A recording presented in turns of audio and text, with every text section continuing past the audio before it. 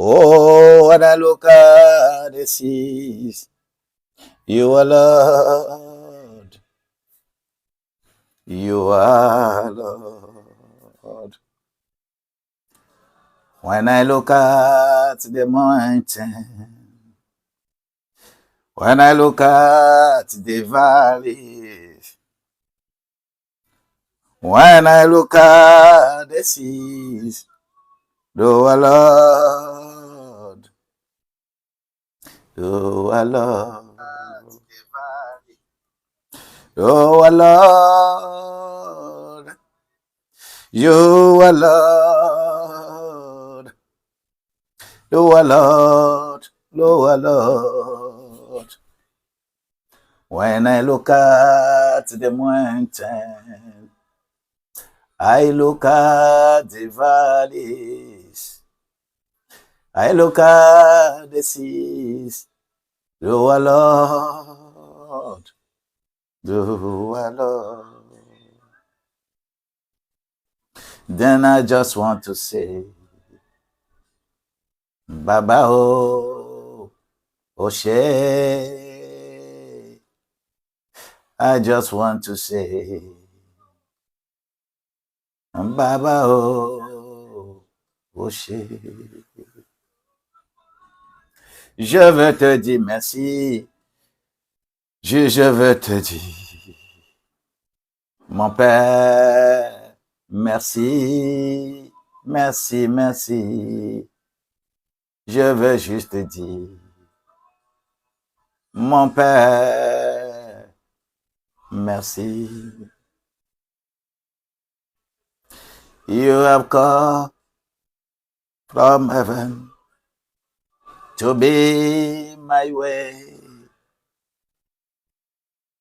From the earth to the cross, my debt to pay. From the cross to the grave, from the grave to the sky.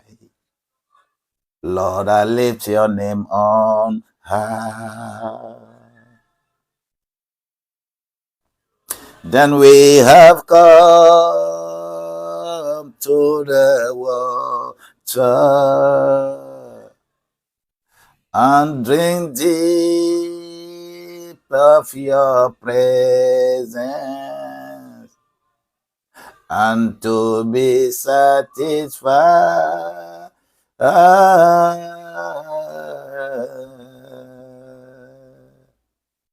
I am blessed today. You are blessed today. We were blessed today. Papa, je te dis merci pour ta gloire, merci pour ce que tu fais pour nous. Merci pour ta grâce et merci pour la vie que tu nous accordes. Merci pour la vie de mes frères, mes sœurs, mes enfants, mes petits-enfants. Merci pour tout ce que tu fais et tu continues de faire pour notre vie. Merci pour la vie de ma chère Yaï qui est encore là déjà. Merci pour cette promptitude. Merci pour cette élévation. Parce que on est disciple en devenant discipliné par rapport à tout ce qu'on fait. Et celui qui met la main sur la roue ne peut pas regarder derrière. S'il regarde derrière, c'est le malheur qui l'attend. C'est pourquoi, papa, j'élève ton nom en nous pour que nous puissions comprendre qui tu es et là où tu nous as déposés.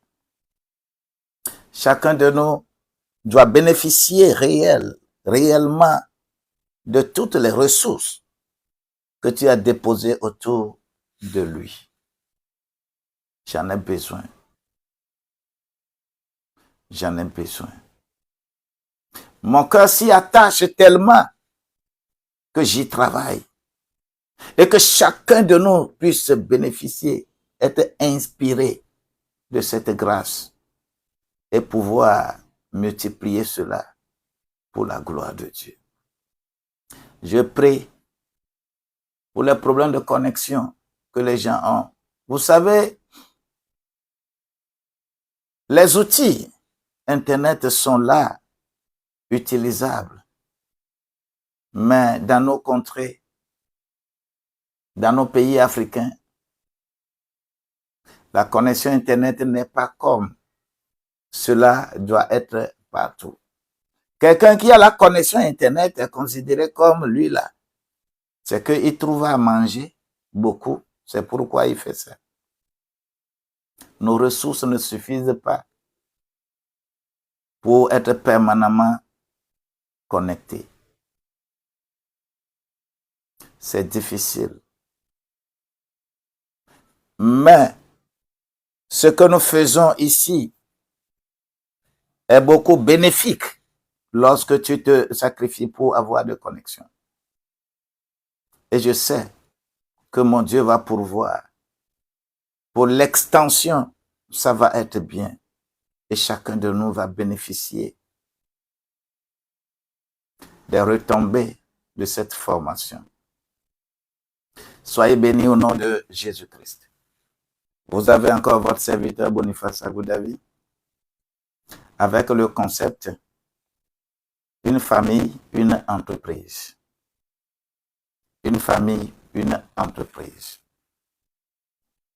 Et ce concept doit être multiplié. Et je dois tous les jours remercier Dieu. Si Jésus, lui, il a choisi 12 personnes pour constituer sa classe de disciples. Et parmi les 12 personnes, il n'y a que 3 qui ont été vraiment prêts. Pierre, Jean et Jacques. Le reste, c'est des leaders potentiels. Si pendant tout le ministère de Jésus, il n'a que trouvé 3, qui suis-je pour bénéficier de 1000? Si tu es dans la vérité, si tu es dans la discipline spirituelle, la discipline qui est décrite dans la Bible,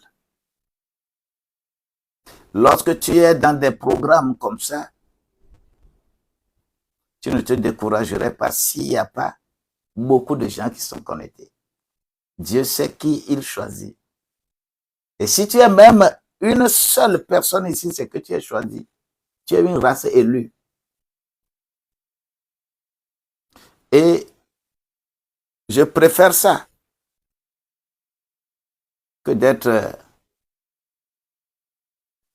là et ne pas comprendre ce qu'on doit faire. Je suis sur le 4e module, c'est la 4e semaine, je pense. Et ce que nous sommes en train de faire, quand vous allez dans le groupe, bon, j'ai déjà fait le 4 et le 5 en un seul document que j'ai déjà envoyé dans le groupe. Parce que ce n'est pas des livres qui existent que je suis en train d'utiliser. C'est en même temps, quand j'ai commencé le programme, que j'écris le livre. Les 5 modules, les 5 livres que ça doit être, que j'ai maintenant essayé de les compiler en 2 livres. Et ces 2 livres, ce sont ces 2 livres qui renferment tout ce que je suis en train de faire. Le Seigneur va être avec nous et dans vos réactions, ainsi de suite, nous permettent de parfaire ces ouvrages très, très utiles pour nous.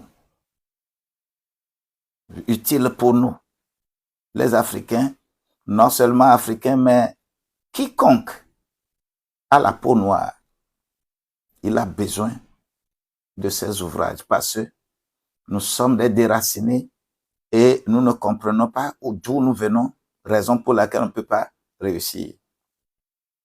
Que la grâce de Dieu vous soit multipliée au nom de Jésus-Christ.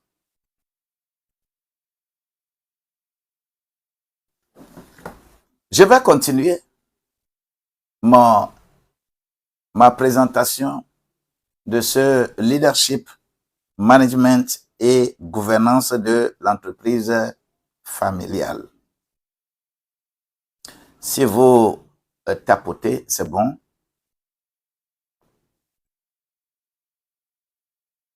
La grâce de Dieu est là pour nous. Gloire à Dieu. Alors, nous avions, déjà, il faut que je reprenne encore le contexte de leadership, management et gouvernance de l'entreprise familiale. Nous avons déjà fait au moins 3 points pour ça. Nous avons compris le contexte de l'entreprise familiale, le contexte africain de l'entreprise familiale, les enjeux que cela a créé et comment distribuer les tâches normalement dans une entreprise familiale pour qu'il n'y ait pas de frustration. Ce sont les 3 choses que nous avons déjà, les 3 points que nous avons déjà développés en ce qui concerne le leadership, management et la gouvernance de l'entreprise familiale. Rapidement, ce matin, je m'en vais sur le 4e point de ce sujet. Il s'agit de la gouvernance familiale. Cette gouvernance familiale, c'est quoi? C'est mettre en place des règles durables, spirituelles et opérationnelles. On ne crée pas entreprise pour aujourd'hui, puis c'est fini. Mais on crée entreprise pour les générations à venir. Tu vas en jouir. Tes enfants vont jouir. Les enfants de tes enfants vont jouir. Au moins 2 générations, 3 générations, c'est de ça qu'il s'agit dans la Bible. Et tout acte que nous posons ça de façon à pérenniser la chose. Donc, il faut mettre en place des règles durables, des règles spirituelles, parce que ce qui est spirituel est durable. Mais ce qui est charnel est éphémère. Et des règles opérationnelles. Que la grâce de Dieu puisse nous donner la vie. Donc, pour ces règles, nous allons d'abord nous poser la question de savoir qu'est-ce que la gouvernance familiale? C'est le concept là, toi et moi, nous allons d'abord, il faut d'abord voir ça. Qu'est-ce que nous mettons dans le contenu gouvernance familiale? Si nous pouvons apprécier ça à notre niveau, nous sommes fidèles dans de petites choses ça. Quand on va nous appeler au niveau du quartier, on va nous appeler au niveau de la commune, on va nous appeler au niveau du village, on va nous appeler au niveau de la ville, on va nous appeler au niveau de la préfecture, au niveau de la région, au niveau du pays. La petite chose que je sais faire dans ma famille, c'est ça que je vais répliquer là. Mais si je suis voleur dans ma famille, je ne peux pas gouverner ma petite famille et que les élections locales, les élections municipales, les élections régionales, les élections présidentielles arrivent. Je me présente, je veux être président. C'est que moi-même, je dois être conscient que même si j'arrive là-bas, je ne peux qu'être un grand voleur, un grand dictateur. Parce que je n'ai pas appris comment gouverner ma famille. Alors, la gouvernance familiale, c'est quoi? La gouvernance familiale est l'ensemble des mécanismes par lesquels une organisation se structure. On va structurer et toi tu fais ça, toi tu fais ça, toi tu fais ça, toi tu fais ça. On structure ça et prend des décisions et rend compte. La gouvernance, c'est tout simplement la gouvernance de l'organisation de l'entreprise que vous avez, c'est que c'est responsabiliser chacun avec des fiches de poste spécifiques. Qui fait quoi? Et maintenant, à qui rendre compte? Lorsque tu finis de faire, à qui rendre compte? C'est ça, le principe de la gouvernance d'une organisation. On ne peut pas parler de gouvernance sans parler de redevabilité. Lorsque vous voyez des gens élus, lorsque vous voyez les députés, vous voyez les présidents de la République qui ne rendent pas compte, c'est parce que ils n'ont pas appris la redevabilité dans leur foyer, dans leur famille. Et ils vont devenir des jougs sur le cou du peuple. Ils vont dépenser l'argent public comme eux ils veulent. Alors que la gouvernance, c'est le point culminant.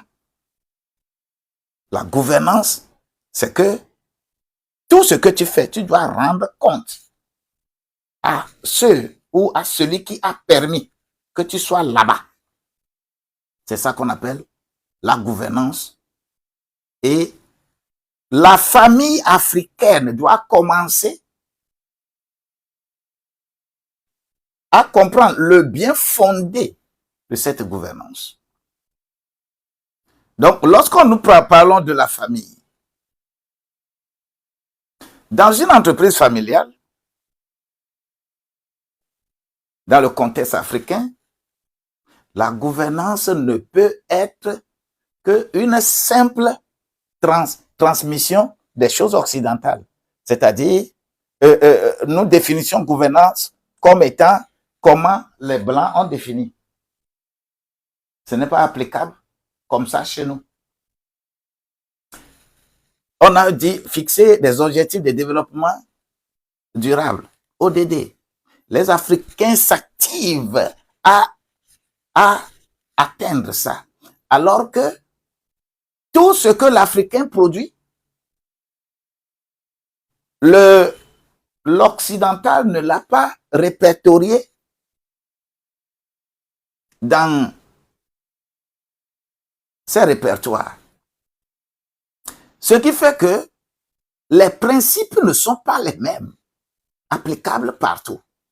Et chacun doit apprendre comment ça doit être appliqué, comprendre d'abord son milieu et quel type de gouvernance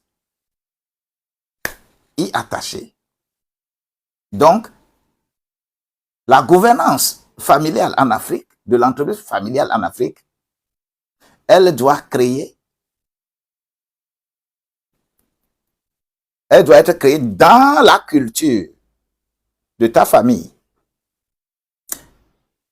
avec foi, avec les réalités relationnelles des familles.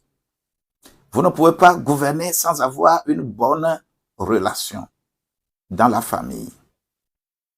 Lorsque je prends la Bible, Moïse a établi 70 personnes et lui ont transféré ce qu'il faut. Parce que l'Esprit de Dieu a dit, amène-les devant la montagne. Lorsque tu lis Nombre 11, et je vais enlever un peu l'esprit que j'ai sur toi pour déposer en eux. C'est pour faire quoi? C'est pour qu'ils puissent gouverner avec lui. Et même lorsqu'on a choisi des gens, les noms se sont constitués, le moment où on devrait se retrouver devant la montagne de Sinaï, cette montagne-là, il y avait deux personnes, Eldad et Médad, qui n'étaient pas parmi le groupe de 70, mais qui ont été choisis, mais qui étaient restés au camp. Mais lorsque l'Éternel des armées, une fois que leurs noms ont été répertoriés, au départ, qu'est-ce qui s'est passé? Lorsque Dieu a enlevé l'esprit qui était sur Moïse pour les déposer sur les 70, même ceux-là étaient au camp. Mais ils ont reçu aussi le Saint-Esprit et ils ont commencé à parler en langue. Il est vrai qu'il y aura des jaloux. Josué a dit, taisez-vous, taisez-vous. Josué a crié parce qu'il était en apprentissage pour dire à Moïse que les gens là n'ont qu'à se taire. Ils sont en train de faire quoi que ça. Moïse lui dit, si tout le monde pouvait avoir l'esprit là, moi, Moïse, je serais libre. Ça, c'est la parole d'un gouverneur. Un gouverneur ne reste pas pour que tout ce qui doit être fait, c'est lui qui dicte ça. Tout ce qui doit être fait, c'est lui qui dit. C'est lui qui dit, c'est lui qui dit. Et on dit sur l'instruction oui, instruction d'accord. Mais cette instruction-là, c'est la stratégie. Mais l'opérationnel, on ne donne plus instruction.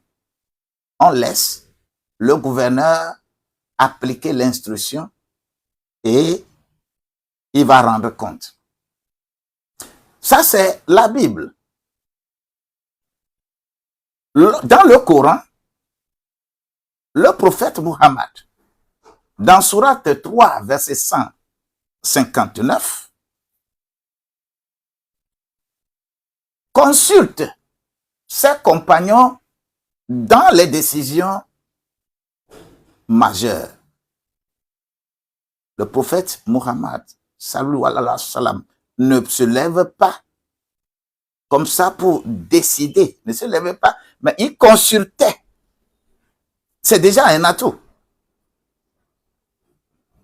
Mais lorsque je prends le phare recommande ne jamais engager une grande action sans conseil du cercle restreint. C'est ce que le phare lui dit. Ne jamais engager une action qui sera durable. Ne jamais engager une action sans consulter un conseil restreint. Cela veut dire que à chaque niveau, il faut un conseil, il faut un noyau, il faut une structure. Et c'est de ça qu'on appelle la gouvernance. Donc, ces traditions illustrent beaucoup l'importance de la gouvernance effective. C'est-à-dire une gouvernance structurée, mais qui est guidée par la sagesse spirituelle. Nous avons besoin de cette gouvernance pour notre nouvelle entreprise familiale. Nous sommes fondateurs, nous sommes semeurs éclairés. Et on a besoin vraiment d'avoir les rudiments de la gouvernance pour parler de l'entreprise familiale prospère. Le deuxième point, pour cette gouvernance, il s'agit des piliers d'une gouvernance familiale efficace. Gouvernance familiale efficace, c'est quoi? Il faut la transparence. Il faut la ritualisation des tâches. La grâce de Dieu va être avec nous. Parce que je suis revenu sur ce point 4 pour encore marteler la base du développement de ce qu'on appelle entreprise familiale. Bien-aimé, si quelqu'un tapote en suivant, c'est bon aussi.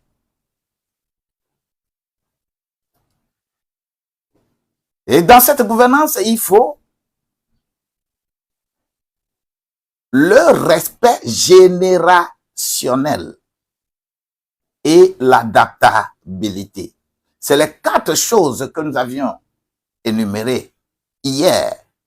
La transparence, la ritualisation des tâches et le respect générationnel et l'adaptabilité. Ces 4 choses doivent nous permettre d'apprécier ce qu'on appelle la structure de la gouvernance familiale.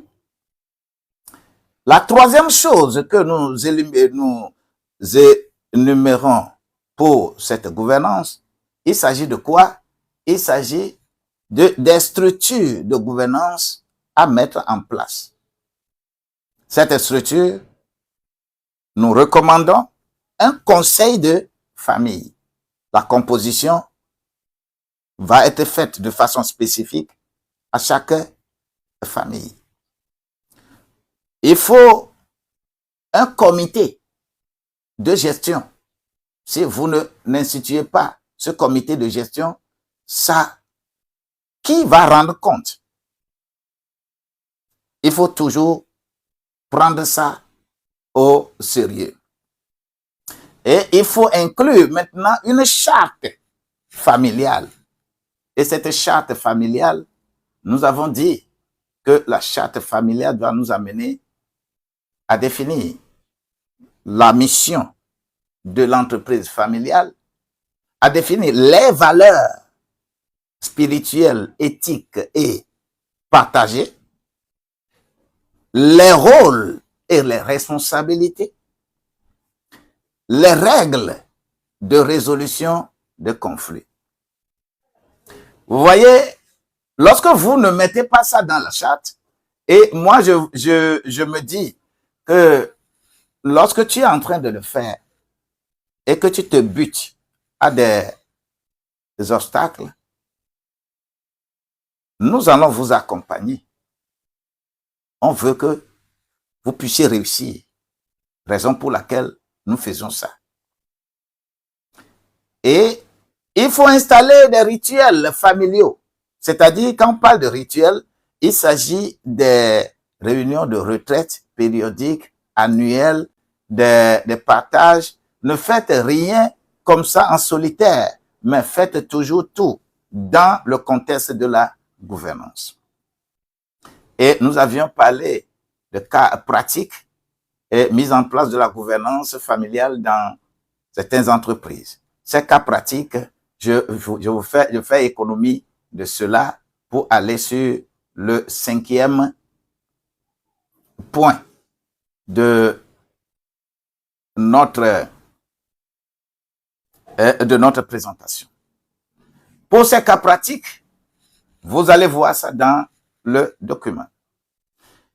Le 5e point, il faut gouverner dans la paix et la spiritualité. Paix et spiritualité marchent de pair. Lorsque tu prends Galates 5, le verset 22, c'est un paquet qu'on appelle le fruit de l'esprit. C'est un paquet. Le paquet là, il y a 9 compartiments dedans. Vous ne pouvez pas dire que vous avez le Saint-Esprit quelqu'un a l'esprit, le fruit de l'esprit, et bon, il a l'amour, mais il lui manque un peu la bonté. Il a la bonté, mais il lui manque un peu la fidélité. Ce n'est pas possible. Vous ne pouvez pas prendre une orange et épulser et qu'un quartier dedans soit absent. C'est un paquet. Je prie que tu puisses avoir le fruit de l'esprit pour être dans la dynamique de la gouvernance, dans la paix et la spiritualité. Ce qui veut dire que la gouvernance familiale n'est pas seulement affaire de règlement. Les règles sont établies, d'accord, mais vous savez, les gens savent que voler est mauvais, mais ils volent. Il n'y a aucun voleur qu'on va aller attraper et il va dire que lui, il ne savait pas que voler est mauvais. Il n'y a pas un seul voleur qui va dire que je ne sais pas que voler est mauvais. Mais pourtant, il vole. Quand on vient à l'église, ce qui va faire en sorte que tu ne voles plus, c'est l'objectif de l'église. Et c'est ce que l'église est appelée à enseigner pour que tu puisses avoir le Saint-Esprit, pour que tu ne voles pas. Mais si tu n'as pas le Saint-Esprit, tu reçois les semences dans ta tête là. Tu seras le plus grand voleur. C'est pourquoi les gens qui nous gouvernent sont les plus grands voleurs. Et ils vont défendre ça.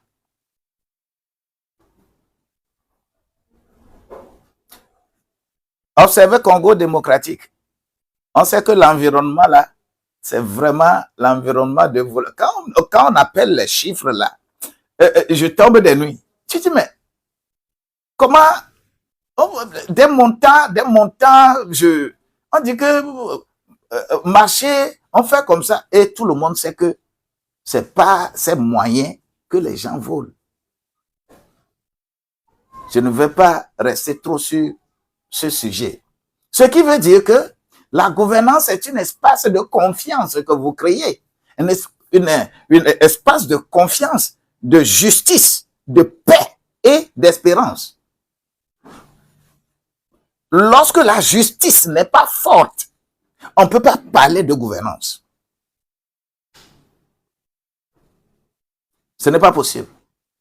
Lorsque votre justice n'est pas solide, n'est pas impartiale, votre justice ne considère point les hommes, mais considère l'autorité.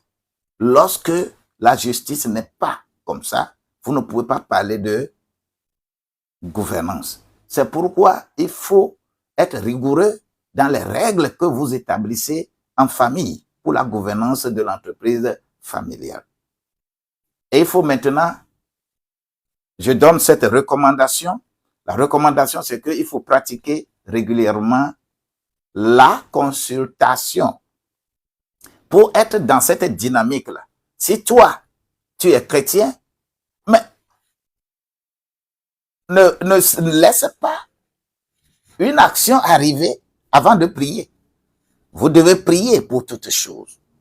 Lorsque vous êtes musulman, vous connaissez votre principe. Lorsque vous êtes avec le phare, vous savez qui consulter. Et lorsque vous êtes dans des réflexions andragogiques, vous savez par quel moyen, quel mécanisme vous avez à faire ça. C'est l'entreprise. Vous avez besoin de nommer un médiateur familial ou un conseiller externe, si vous voulez bien faire. Vous avez besoin de former les membres aux principes de base de la gouvernance. Vous avez besoin de faire ça. Car là où il n'y a pas de vision, le peuple périt. Proverbe 29, verset 18. On a besoin de cette gouvernance-là, de ces principes-là, pour que l'entreprise familiale puisse naître, grandir et être générationnelle. Lorsque je prends le Coran dans Sourate Al-Imran, Sourate 3, verset 159, alors, Allah dit, et consulte-les dans les affaires. Puis, lorsque tu t'es décidé, place ta confiance en Dieu.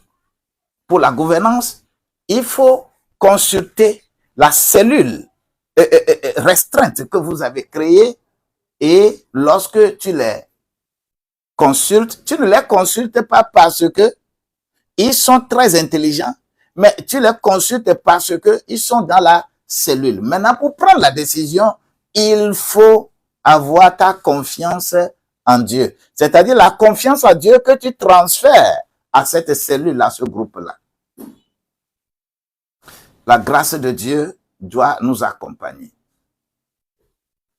Et si je suis dans la gouvernance de cette manière, je voudrais tout simplement dire qu'il faut aller consulter les 7 points de prière dans le document concernant cela. Et lorsque tu les exécutes, tu fais réellement cette prière-là, je suis persuadé que ton entreprise a déjà pris l'envol au nom de Jésus-Christ. Je vais aller sur le chapitre 5, le point 5 de la gouvernance, du leadership, management et gouvernance de l'entreprise familiale. Le point 5. Dans ce point 5, je vais transmettre ce qu'on appelle la transmission générationnelle. Comment hériter, comment adapter, comment honorer les fondements de la famille, les fondations familiales. Que tu dises oui ou non, c'est le sang de ton père qui circule dans tes veines et tes artères. Tu peux devenir quoi que ce soit, c'est le sang de ton père qui circule dans tes veines et tes artères. C'est l'ombrine de ta maman. Ton cordon ombilical, on l'avait coupé physiquement de ta maman. C'était déjà une transmission générationnelle. Tu hérites du sang de ton père et tu hérites de l'ombrine, cordon ombilical de ta mère. Si tu ne veux pas comprendre ça, tu peux danser à l'église, tu peux tout faire à l'église correctement. Si tu ne comprends pas ces phénomènes et le travail qu'il faut faire là-dessus, tu ne le fais pas, tu ne l'as pas fait. Il y aura toujours des choses qui se passaient dans ta famille. Tu ne peux pas être épargné. Et cela affecte nécessairement l'entreprise familiale. Alors, le premier point, je vais parler là-bas de la transmission générationnelle. Il s'agit du défi de la continuité entre fidélité et innovation. C'est un défi que nous avons. Et cela agit sur l'entreprise que nous allons créer. C'est-à-dire fidélité et innovation. Comment je vais comprendre la vie que je dois avoir maintenant en tant qu'enfant de Dieu par rapport à la vie que je menais lorsque je suis enfant de ce papa et de cette maman? J'ai besoin de comprendre les deux bases. C'est des trucs générationnels. Vous savez, lorsqu'il y a certains problèmes spirituels à résoudre, ce n'est pas facile si la personne n'est pas disposée à comprendre les deux mondes, la famille biologique et la famille spirituelle. So much, thank you so much. Puisque la transmission de l'entreprise familiale n'est pas seulement affaire de biens matériels, mais il s'agit de transmission de certains points. Un premier point, c'est une transmission de vision. La vision est à long terme. Le second point, c'est une transmission de valeurs. Troisième point, c'est une transmission de savoir-faire. Et quatrième point, c'est une transmission de mission spirituelle. Lorsque vous avez un héritage, vous êtes héritier de quelque chose de physique. Ne pensez pas que c'est gratuit. Vous avez en même temps la forme spirituelle qui l'accompagne.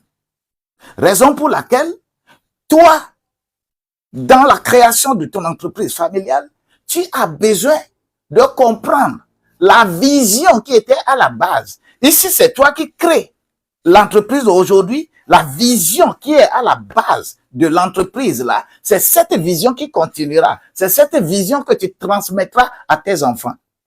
Et la vision s'accomplit toujours par des valeurs.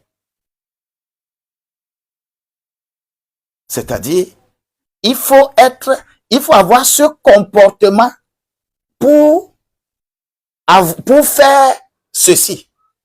C'est ça la valeur. Valeur d'intégrité, valeur de paix, valeur de tout ce que vous voulez. La serviabilité est une valeur. Comment tu es serviable, c'est comme ça ton enfant sera serviable. Il y avait des savoir-faire à la base de l'entreprise sur lesquels vous avez fondé votre entreprise. Vous avez besoin de transmettre ça. Et ce qui est plus important, c'est une mission spirituelle que vous transmettez.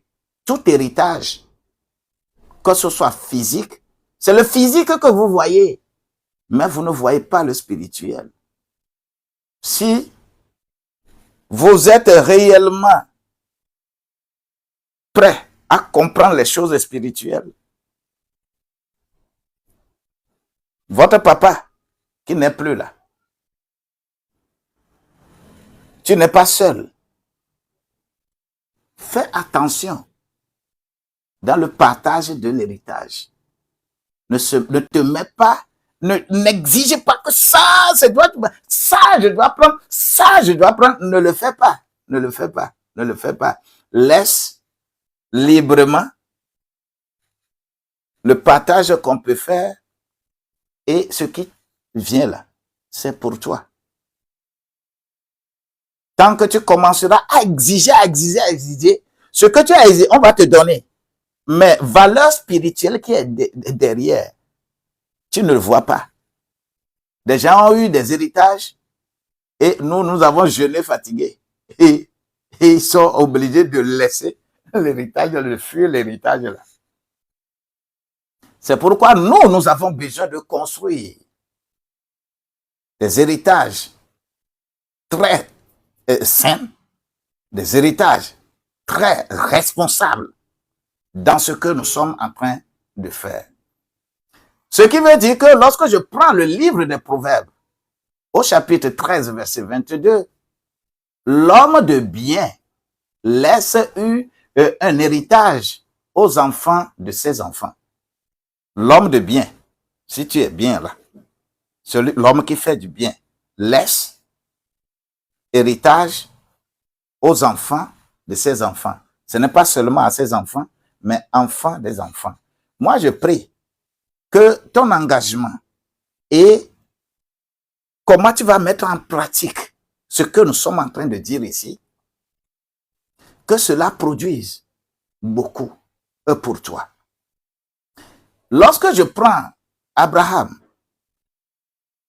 quand je lis les écrits le concernant, il avait été dans une discipline donnée, raison pour laquelle tout le monde réclame son nom aujourd'hui. Le chrétien se réclame de Abraham. Les musulmans se réclament de Abraham.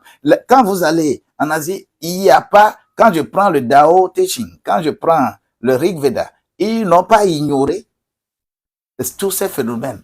Tout Abraham est partout. Pourquoi? Parce que il a été discipliné et il a suivi à la règle ce que Dieu veut et c'est pourquoi il devient héritage pour tout le monde. Et ça, c'est héritage charnel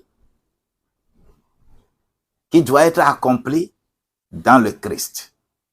Lorsque je prends Sourate 2, verset 132, il est vrai que Abraham a fait ces trucs, mais Muhammad sallallahu alayhi wa sallam a transmis le véritable héritage dans cette même lancée.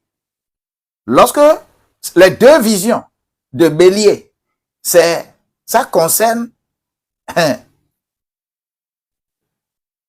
Muhammad et ça concerne Jésus. L'agneau qui ôte le péché du monde. Il faut comprendre ça. Mais lorsque je prends la tradition Fa, dans les signes Orosum, quelque chose. Mais quand on parle de ces oracles-là, c'est comme quand on prend par exemple Ogunda Meji. Quand on le prend, c'est un livre, comme tu peux dire, le livre de Nombre, chapitre tant. C'est la même chose.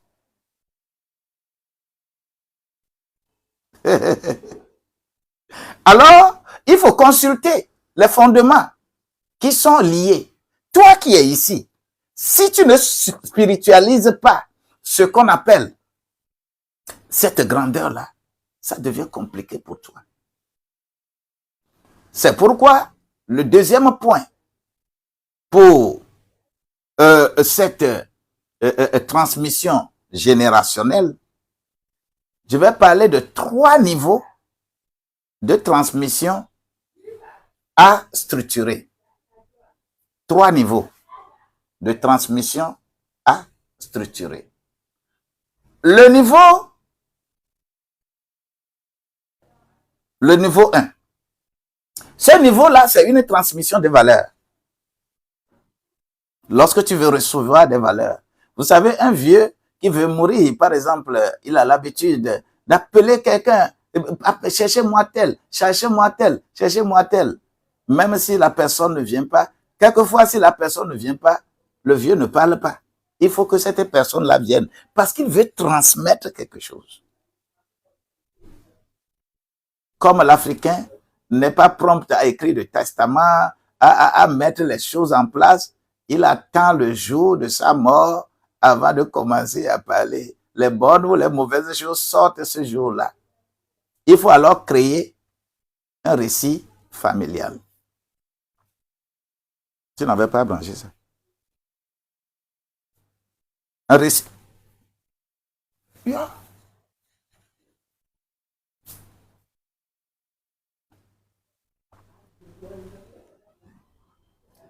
Un récit familial.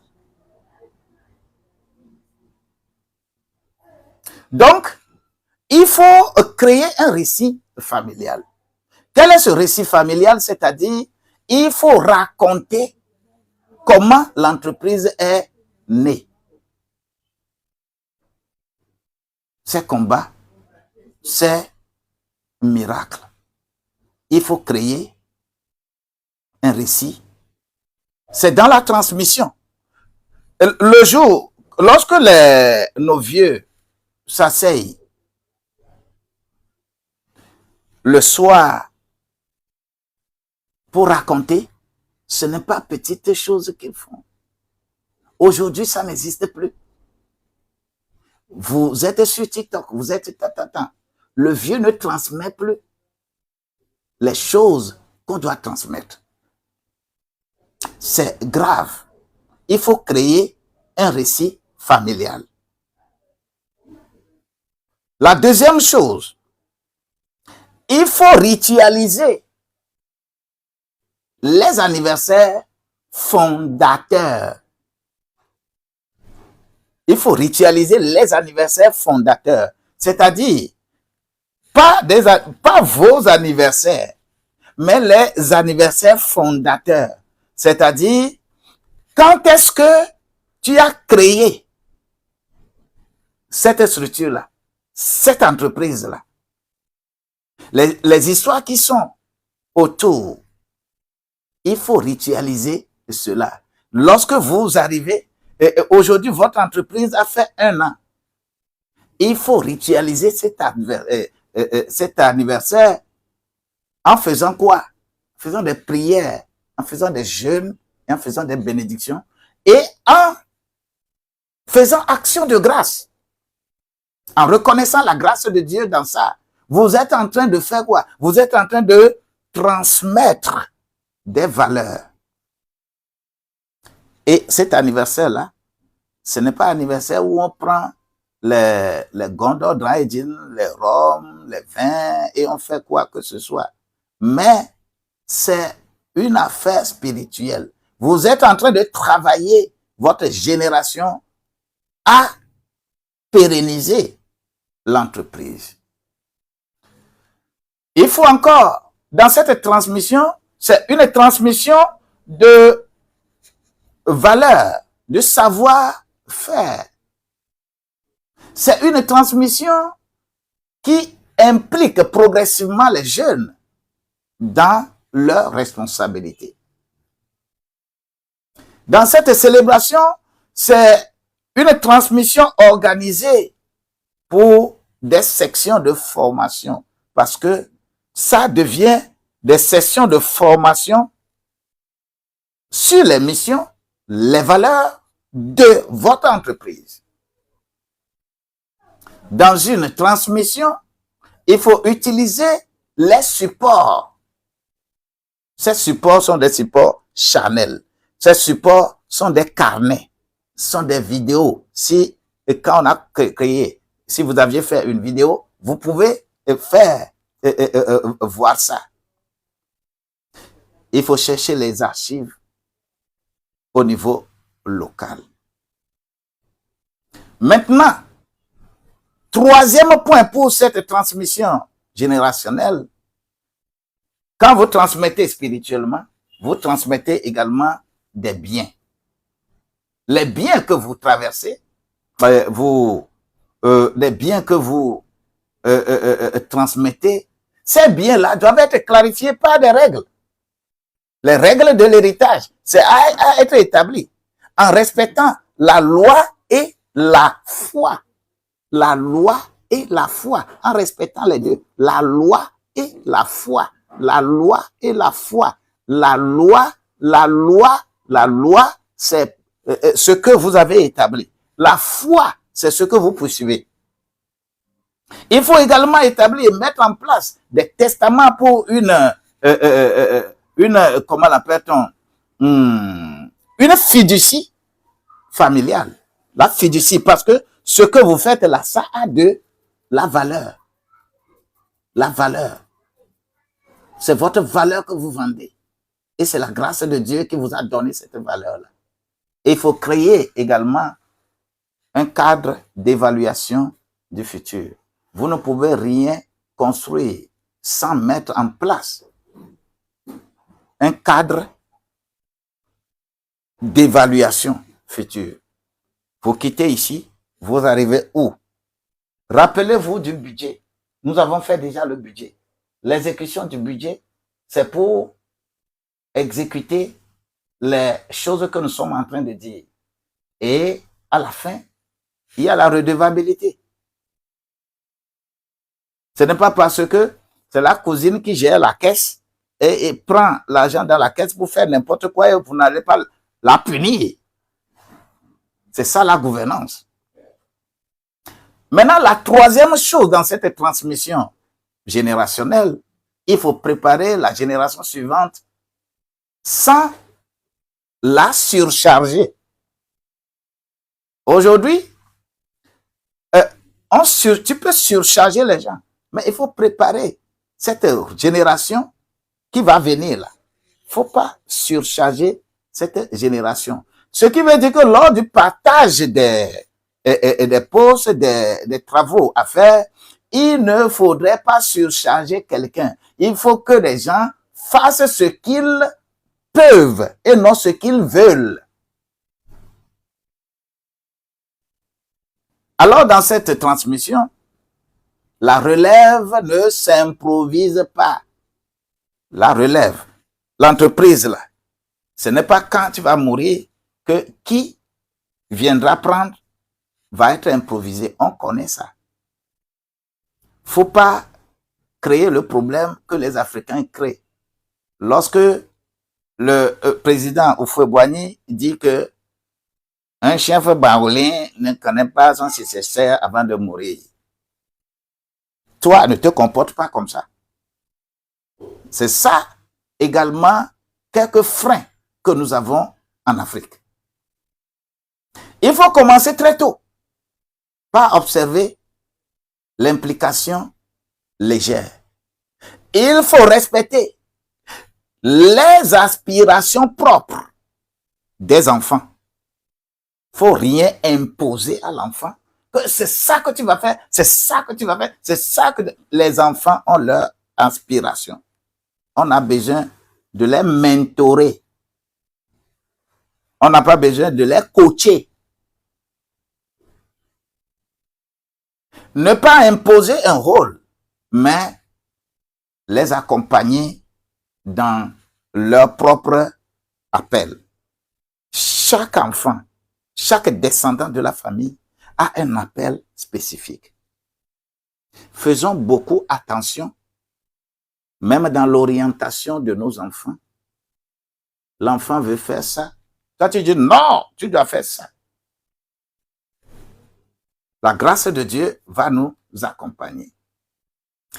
Lorsque je prends ces choses-là réunies, un exemple que j'ai répertorié ici, j'ai dit qu'une fille passionnée de technologie qui reprend l'entreprise de couture familiale en y ajoutant la vente en ligne de la création de son contenu numérique. Elle a hérité. On ne faisait pas ces choses. On ne vendait pas en ligne. Mais elle a hérité de cet atelier de couture et qui ajoute ce volet de vente en ligne. Donc, ses parents l'encouragent tout en gardant leur rôle de conseiller. Je me rappelle lorsque Dieu m'a dit de venir sur TikTok. Quand j'ai dit, les gens se sont moqués. On dit que TikTok, là, c'est les faux qui sont là-bas, sur les réseaux sociaux, c'est les faux. Et toi, pasteur, tu veux tant. Moi, Dieu m'a dit de commencer. C'est en 2023. Et j'ai commencé en juillet. Tous ceux, l'Africain est toujours réfractaire aux nouvelles choses. Parce qu'il a une culture de tradition trop rigide. Raison pour laquelle nous transférons ces choses-là à nos enfants. Il faut être flexible.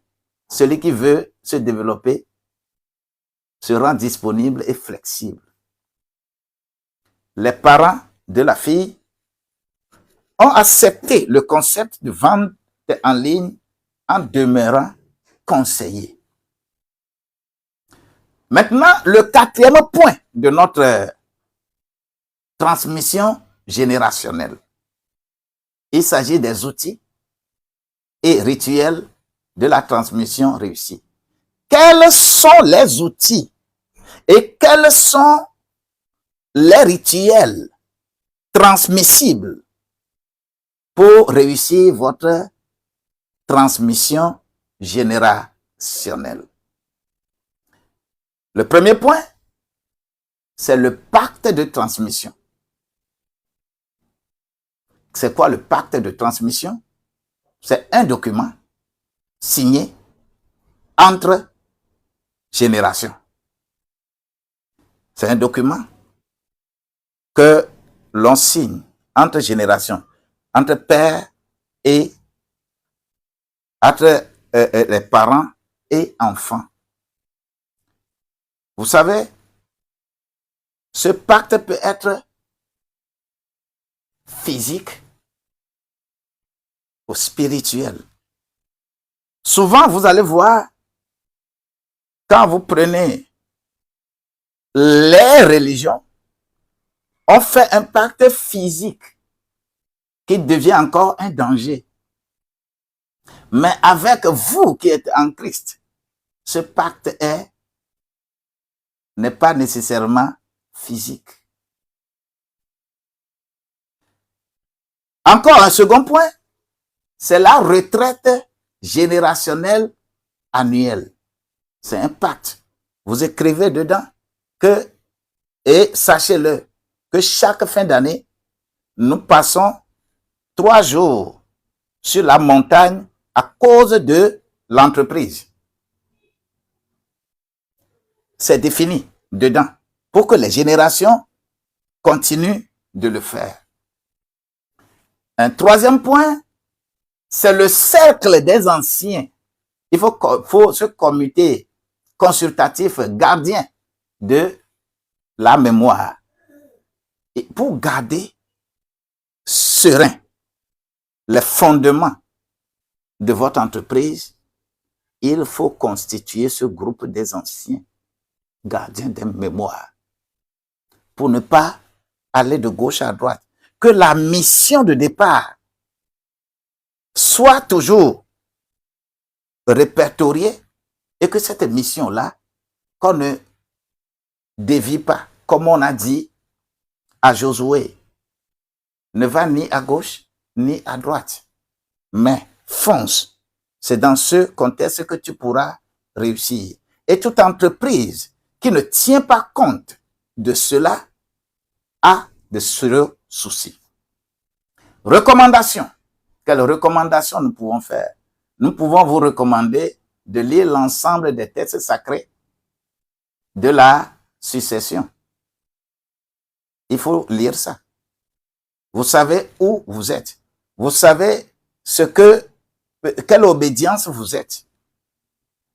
Il faut lire les textes sacrés de la succession. Par exemple, lorsque tu prends Genèse 49, lisez correctement comment le patriarche a fait la succession à chacun des enfants, les 12 enfants, les 12 fils. Jacob. Lisez bien Genèse 49. Vous, musulmans, lisez bien Sourate 2, verset 132. Oui. Et vous, les alliés de Fa, consultez la prospérité des oracles.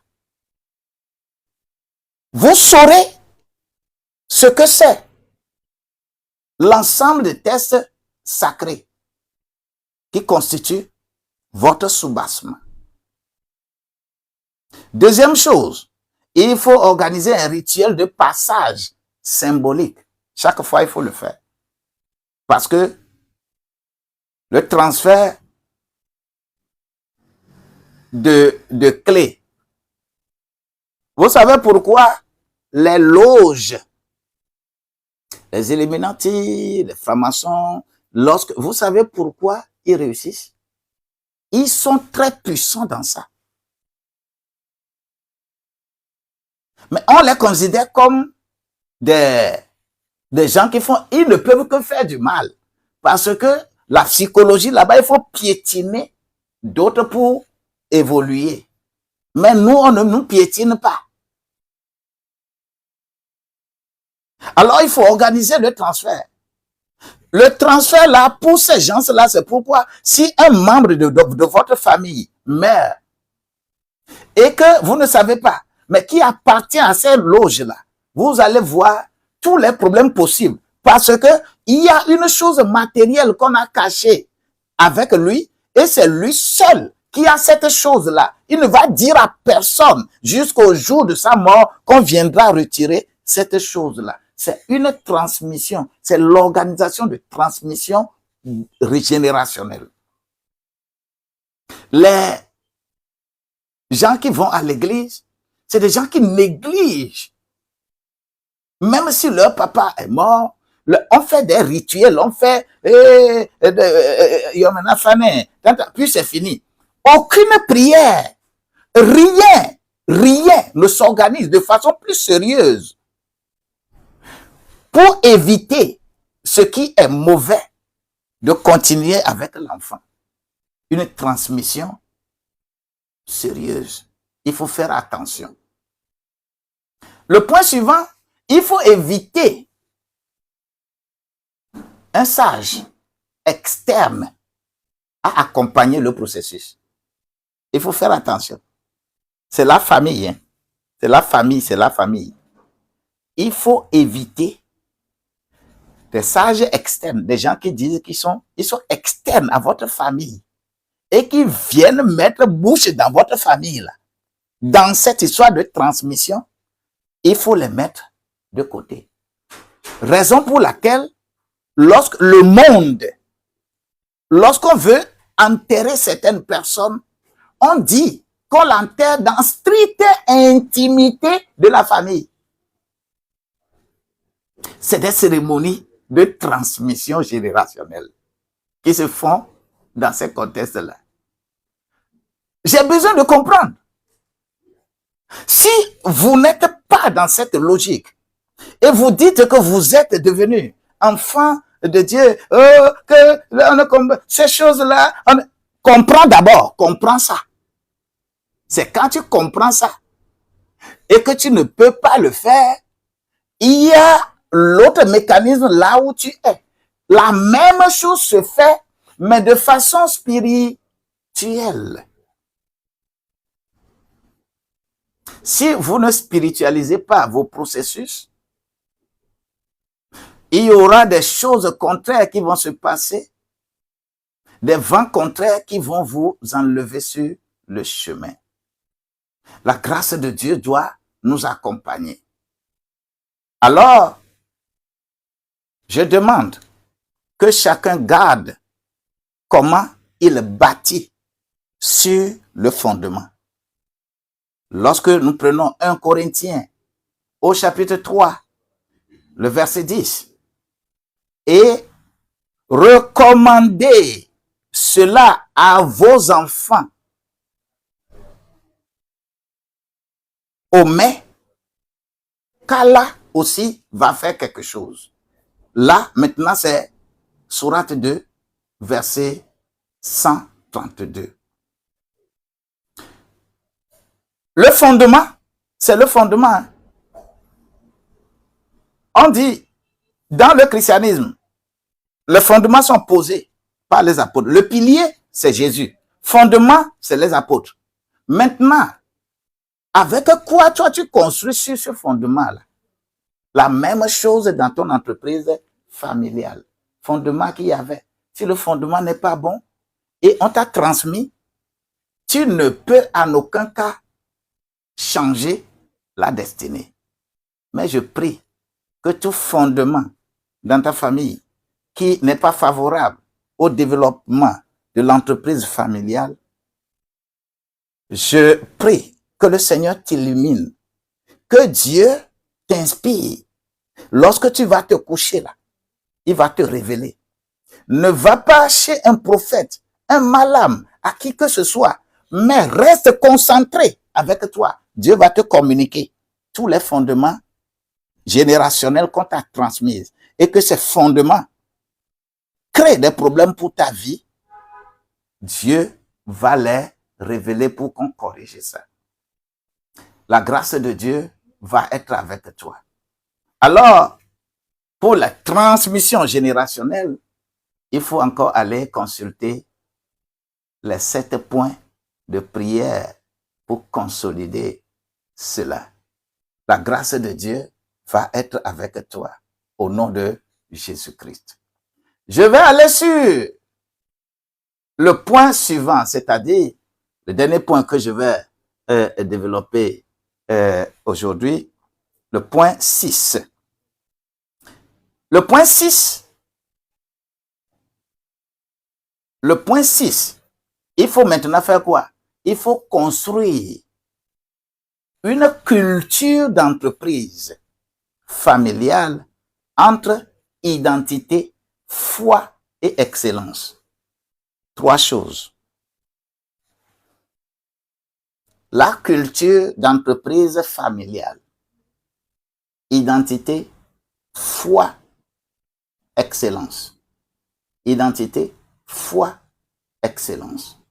Et dans cette identité, cette foi, cette excellence, la première chose que je répertoire ici, c'est définir la culture d'entreprise familiale. C'est quoi la culture d'entreprise familiale? La culture d'entreprise familiale désigne l'ensemble des comportements, des valeurs, des normes, des symboles qui caractérisent votre organisation.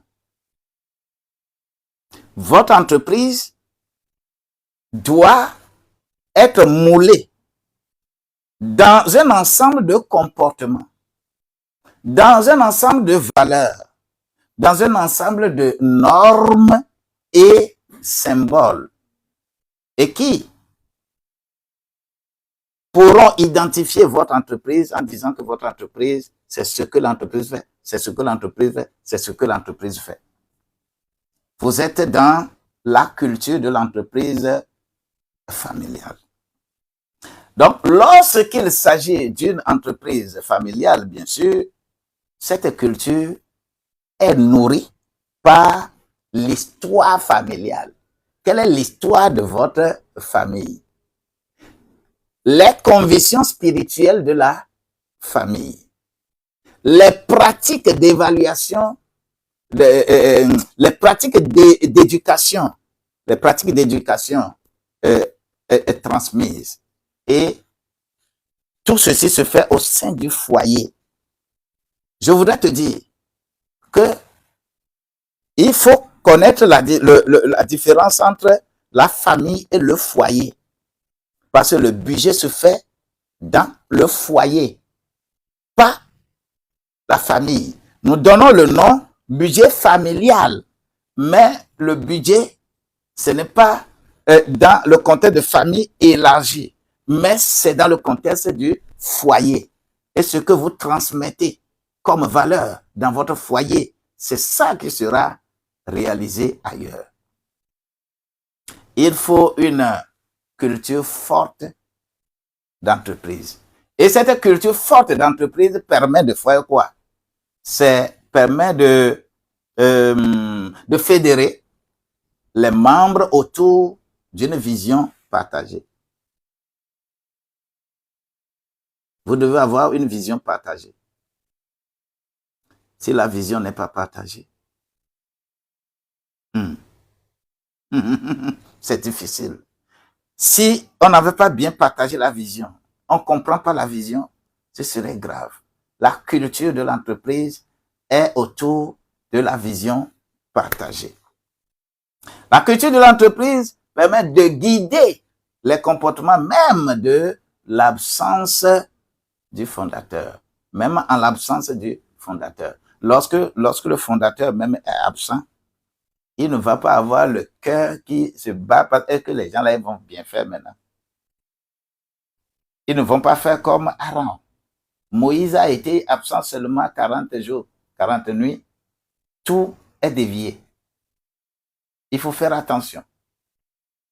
Cela permet de résister aux chocs externes parce que la culture d'entreprise, vous connaissez ce que vous pouvez faire, ce que vous ne pouvez pas faire.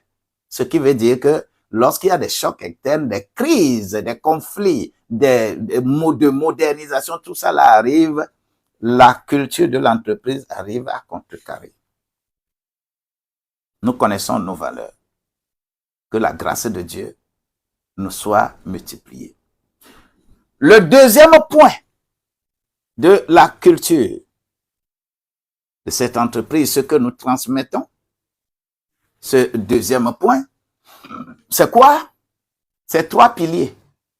Et ces 3 piliers d'une culture d'excellence qui, fondée sur ces 3 piliers, le premier pilier, c'est l'identité, votre identité. Votre identité. Vous n'êtes pas dans le suivisme. C'est quelque chose que vous créez vous-même. Votre identité. La seconde chose, c'est la foi. La troisième chose, c'est l'excellence. Identité, foi, excellence. C'est quoi identité? L'identité, c'est quoi? C'est valoriser l'histoire fondatrice. C'est ton identité. Valoriser l'histoire fondatrice.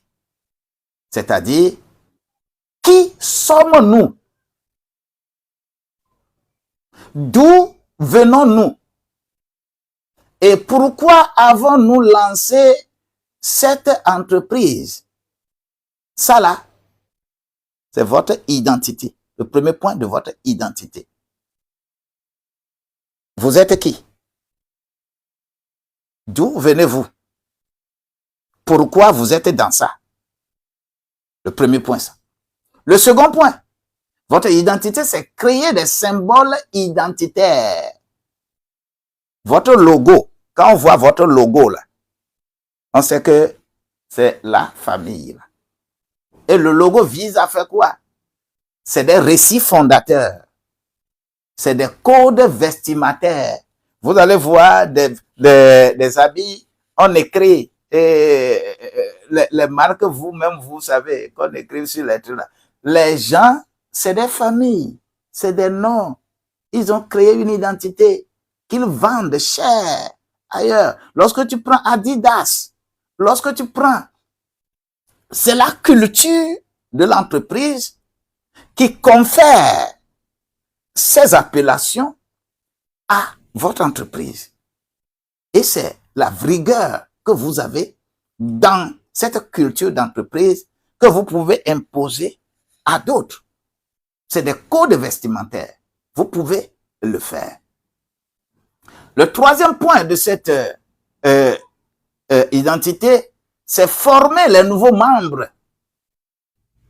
de cette identité-là dès les entrées. Quand n'importe qui rentre dans l'entreprise, il faut qu'il soit formé correctement dans cette culture. Voilà ce que nous sommes. Voilà, c'est ça, c'est ça. Ça là, on ne fait pas ça ici. On ne fait pas ça ici. Ça, c'est ce qu'on doit faire. Vous mettez les gens dans la dynamique de la culture de l'entreprise. Et vous communiquez les choses, les rituels de fin d'année, vous communiquez les mémorats, vous communiquez les carnets de famille, s'il y en a à faire. C'est qu'est-ce qu'on appelle la foi? On a dit identité, foi, excellence. Qu'est-ce que nous mettons dans le contenu foi? Le contenu foi, c'est instaurer des pratiques spirituelles régulières. C'est-à-dire faire des prières collectives. Il faut des temps de méditation, jeûne et gratitude. C'est le volet foi. Le second volet pour foi, c'est intégrer les principes sacrés dans la gestion. Qu'est-ce qu'on appelle les principes sacrés dans la gestion?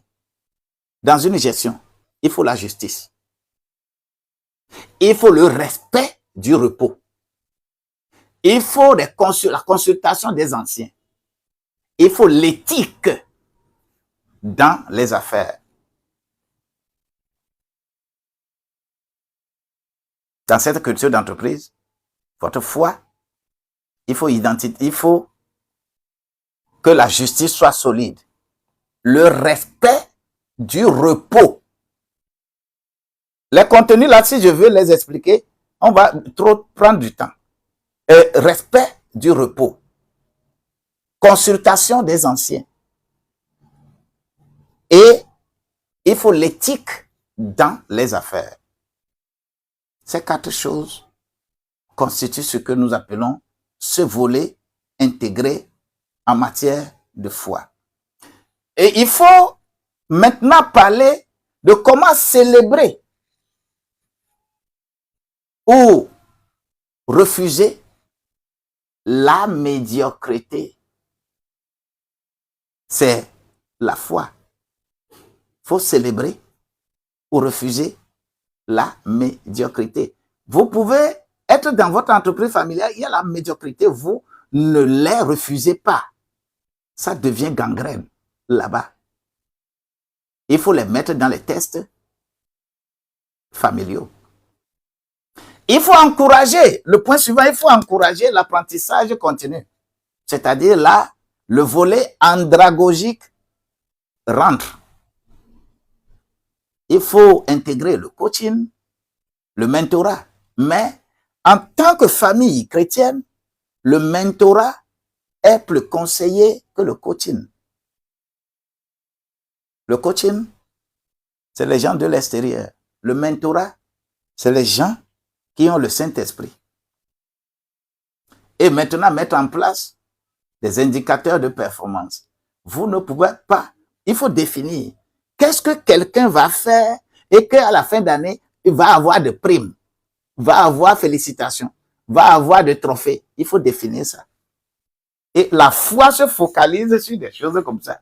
Les gens croient en ces choses-là, que cette année, en fin d'année, je veux avoir le prime de meilleur agent et il sera efficace au cours de l'année. Ce sont des choses qui stimulent la foi. Il faut maintenant des bénédictions et anniversaires rituels. C'est la foi qui met de l'ordre dans ça. Maintenant, je m'en vais vers l'excellence. C'est quoi l'excellence?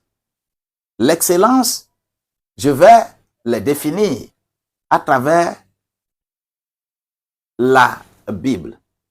Lorsque je prends Colossiens au chapitre 3, verset 23, il est écrit, tout ce que vous faites, faites-le de bon cœur, comme pour le Seigneur. C'est l'excellence qui est promue là-bas. Dans le Coran, sourate 2, verset 195, Allah aime ceux qui, lorsqu'ils agissent, le font avec excellence. L'excellence est aussi promue dans le Coran. Mais le Fadi, avec le signe Ogunda Meji, recommande l'excellence comme offrande quotidienne à l'ancêtre protecteur. Le Fadi dit de faire quoi? De recommander l'excellence comme offrande, c'est-à-dire c'est plus pratique, c'est-à-dire tu prends une offrande pour concrétiser ce que Dieu va te faire, l'excellence que Dieu va te faire. Et c'est dans ça que on parle des prémices. Les fêtes traditionnelles que nous avons un peu partout là, lorsque on a on dit que les récoltes, les ancêtres ont fait qu'il a plu beaucoup et que nos récoltes sont bonnes. C'est pourquoi nous sommes en train de célébrer et nous venons donner les offrandes à notre divinité. Vous voyez un peu ce que nous avons. C'est ce que Jésus est venu accomplir. Donc, on ne va plus, en tant que chrétien, tu ne vas plus faire ça. Mais tu dois comprendre le bien fondé de ça. Et lorsque tu ne le fais pas, tu le fais dans le cadre de ce que tu es aujourd'hui, c'est ce que Dieu bénit. Que la grâce de Dieu vous soit multipliée. Maintenant, le troisième point de notre transmission générationnelle, il faut gérer, ou bien il faut créer des rituels pour ancrer la culture. Tu as la culture de l'entreprise, maintenant il faut créer des rituels pour ancrer ça, pérenniser ça. Ce qui veut dire que dans ton entreprise familiale, on a besoin de cérémonies mensuelles d'excellence. Cérémonie mensuelle d'excellence. C'est-à-dire, quand le mois finit là, il faut valoriser les gens. Il faut valoriser les gens. On célèbre les membres ayant incarné des valeurs de la famille.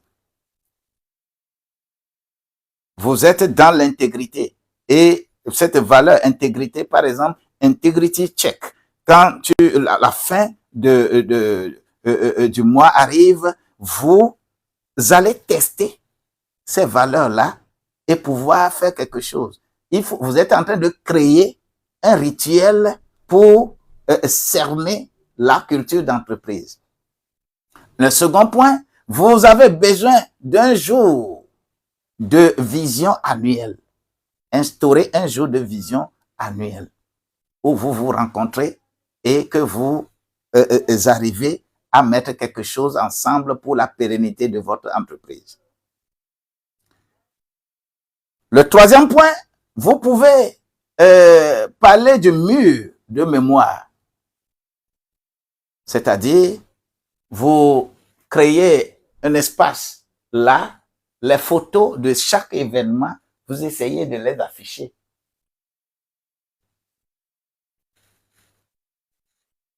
Cela fait la promotion de l'excellence. La grâce de Dieu doit nous accompagner. En tant qu'enfants de Dieu, nous devons comprendre notre environnement et agir conformément à ce que l'environnement nous réserve. Maintenant, dans ce contexte, j'ai prévu pour le quatrième point de cette transmission générationnelle, j'ai prévu des témoignages. Des témoignages, j'aimerais que vous allez les lire dans le document. Une famille agroalimentaire au Bénin qui est spécialisée dans la formation de quoi. On en a déjà parlé. La grâce de Dieu va nous accompagner, que vous irez dans les 7 points de prière et Dieu, à travers ça, va consolider votre appréciation de ce module. Je pense que le 7e point va être développé demain. Le 7e point, c'est-à-dire protéger l'entreprise familiale dans un monde en mutation. Quand tu crées l'entreprise, le monde est en mutation. L'entreprise familiale va subir certaines choses. Comment protéger votre entreprise? Comment protéger votre idée d'entreprise? Comment être dans la dynamique de Dieu? Dieu va nous donner la grâce nécessaire pour que nous ne soyons pas comme des aveugles, mais que nous soyons comme des gens qui voient et correctement. Sois béni au nom de Jésus-Christ. Ce matin, je vous aime bien. Je vous aime bien. Les objectifs doivent être atteints. Et je sais que tu es très regardant. Laura, sois béni au nom de Jésus-Christ. Sois béni, sois béni, sois béni. Sois béni, honoré. Et que cette grâce nous soit beaucoup plus multipliée au nom de Jésus-Christ. Bien-aimé Katé, le Seigneur est avec toi, il sera toujours avec toi. Bien-aimé Anna, que la main de Dieu soit sur ta vie au nom de Jésus-Christ. Bien-aimé Salemson, le Seigneur te connaît plus que toi-même tu le saches. Délaté, mon Dieu est merveilleux et il sera merveilleux au nom de Jésus-Christ. Bien-aimé Medoju, je pense que c'est la première fois où je ne sais pas, mais que le Seigneur te donne plus de lucidité, demain branche-toi encore. Bien-aimé, la vie, il y a un prix à payer et que la grâce de Dieu te transfère dans un royaume où le prix est facile. Bien-aimé Yaye, Dieu est bon et il sera bon et il nous donnera la victoire sur toutes choses au nom de Jésus-Christ. Bien-aimé Serge, le Seigneur te connaît. Il va te puiser du fond de la boue et te ramener sur une montagne, comme Psaume 40 le dit. Bien-aimé Abdoulaye Touré, que le Seigneur soit avec toi, qu'il illumine ta pensée et inspire ton cœur pour comprendre les choses qui sont de Dieu et non des choses qui sont de religion. N'aimez pas religion, aimez Dieu. Les religions nous détournent tellement de Dieu que nous ne sommes plus en mesure d'être en bonne relation avec notre Dieu. Que le Seigneur soit avec nous.